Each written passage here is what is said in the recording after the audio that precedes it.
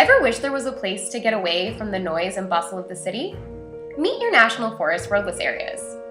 In 2001, a historic regulation looked to protect the areas of our national forests that have not yet been logged, mined, or otherwise developed.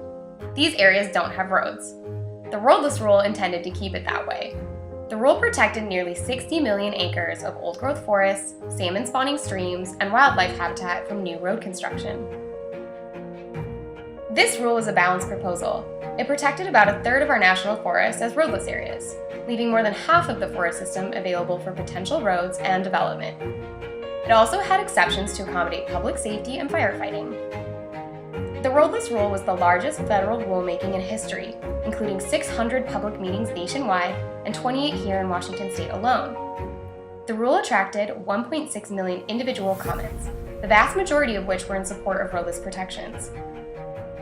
Support for roadless areas was also strong locally here in Washington state.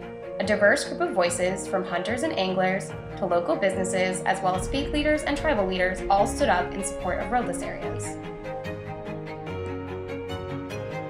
The Roadless Rule was focused on solving a significant problem. Why would we build new roads in areas that don't have them if we can't pay for the roads we already have? The National Forest's road system was covered with old logging roads, 370,000 miles to be exact. That is 8 times the size of the entire federal highway system.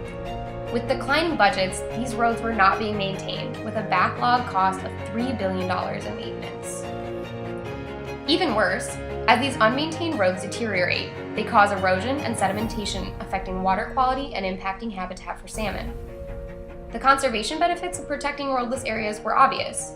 These areas included some of the last remaining old-growth forests, provided sources for clean and cold water for fish, wildlife, and local residents, and preserved some of the most productive salmon spawning and wildlife habitat. Roadless areas are also home to world-class recreational opportunities, providing $100 billion in economic benefits to local communities and more than 300,000 jobs each year.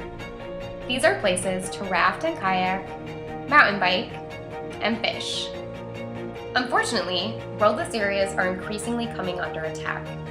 Threats to weaken, violate, or eliminate roadless protections that have stood for nearly 2 decades are moving forward. The current Congress has already attempted to repeal roadless protections for Alaska's Tongass and Chugach National Forest through a legislative rider as part of a must-pass funding bill in the spring of 2018. Thankfully, through strong opposition and leadership from champions like Senator Maria Cantwell, that effort failed. However, we expect additional attempts in the coming months. The Trump administration is preparing to weaken roadless protections in Alaska by rewriting the Roadless Rule. Unlike legislation, regulations are subject to repeal or revision every time a new president takes office. Here in Washington state, we have seen several efforts to violate the Roadless Rule on the Mount Baker-Snoqualmie National Forest. A proposed expansion of an olivine mine would completely destroy 10 acres of old-growth forest within the Mount Baker West roadless area. Washington Wild led a coalition of 21 conservation, recreation, and wildlife organizations in opposition and a formal objection to this proposal. A proposed new road as part of the redevelopment of the Excelsior Mine near Mount Baker would cut through the Mount Baker North roadless area. Washington Wild coordinated a letter from 15 local organizations opposing this violation of the Roadless Rule. In Monte Cristo, a temporary road within the Glacier Peak roadless area was authorized to cart out toxic waste from the old mining town. However, the Forest Service is proposing to make this road permanent, which is in violation of the 2001 Roadless Rule. Washington Wild continues to play a leadership role in defending our nearly 2 million acres of roadless areas. We host face-to-face educational events on the emerging threats, provide easy action opportunities that make a difference, and bring together a coalition of more than 350 diverse stakeholders in support of roadless protections. In the spring of 2018, Washington Wild coordinated a letter signed by more than 150 local elected officials, business owners, conservation, recreation, and wildlife organizations, and faith leaders opposing any congressional attacks on roadless areas. So you may be wondering, what can you do? Support an organization like Washington Wild, who is fighting against these attacks every day. We work to protect and defend our wild places, like our roadless areas, and as a state group, your donations stay right here in Washington. More than 65% of our funding comes from individuals just like you.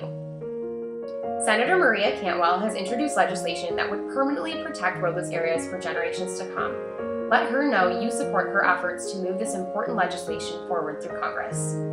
Together, we can make a difference for our public lands. Take action today.